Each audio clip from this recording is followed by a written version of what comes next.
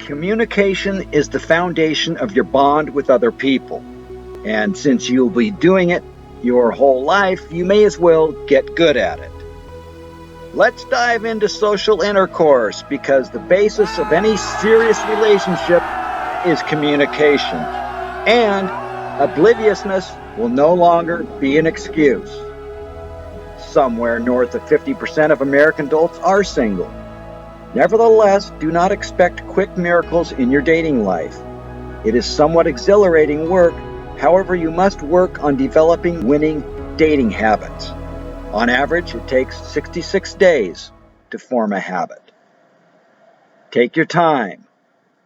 Solid relationships are not a 50-yard dash. The ones which start too fast seldom last, owing to the fact that the intrigue of getting to know one another is expeditiously gone.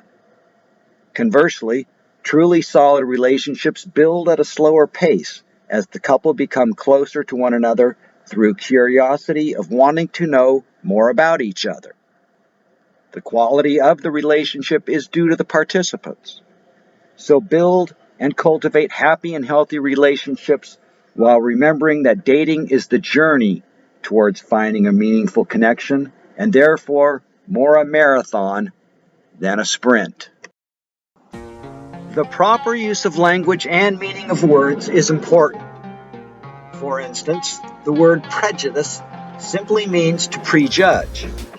And women are prejudging you because they are constantly making judgments based on incomplete information. It is wise, it is normal, and we all do it. But it is your words and attitude that create desire. How you converse determines how others respond to you. Focus on having fun while showing genuine interest, as opposed to trying to win her over.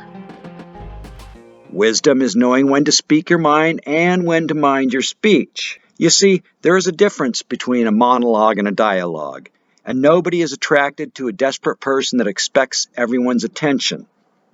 If she mentions something impressive, resist any urges of one-upmanship. Let her bask in her success. Also refrain from correcting her on trivial matters. Having strong opinions may be masculine, but it's boorish when you come across as if your opinion is the only one that matters. Being a know-it-all rather than talking as equals is unsexy. She wants you to hear and perhaps empathize with a certain situation that occurred. A master plan on how to solve her dilemma is not what she is seeking. People do occasionally need to vent, so be her metaphorical shoulder to cry on. Remember, conversing is more about cooperation than competition. Well, butter my butt and call me a biscuit. But it's true. Cousin Barry Funkbutter is back with 10 more wretchedly vile pickup lines and their success ratios. If this bar is a meat market, you must be the prime rib, 27%. I'm new in town. Could you give me directions to your place? 8% success ratio. You're so hot. You melt the plastic in my Depends. 3%. Hi, yeah, you'll do. 1%. Do you sell hot dogs? 'Cause you could help with my wiener stand. 2%. Damn right I'm talented, especially in bed. Sometimes I sleep more than 9 hours in a row. 4%. Excuse me, are you hiring? I heard you had an opening you need filled. I think I could fall madly in bed with you. 3%. Be unique, be different, just say yes. 4% success. I'm no weatherman, but I'm predicting quite a few inches tonight. A true conversation binds members of a culture to one another and is not confined solely to words. Voice inflections and tonality, along with gesticulations and body language, are also important aspects in the elements of human communication. Without it coming across as an interrogation with rapid-fire questions, asking open-end questions with more specificity work best. For instance, don't ask if they like dining out. Ask what is their favorite restaurant and why. There is a balance between boring surface level topics and racier topics. Tailoring the conversation towards more personal topics allows them to connect with you on a deeper level, thus feeling closer to you. Women are attracted to likable, sociable, charming men. And charm and charisma are merely about making people feel cared about. So go out of your way to improve someone's life. Show genuine interest in their lives. Truly care that women put a great deal of effort into preparing for a date.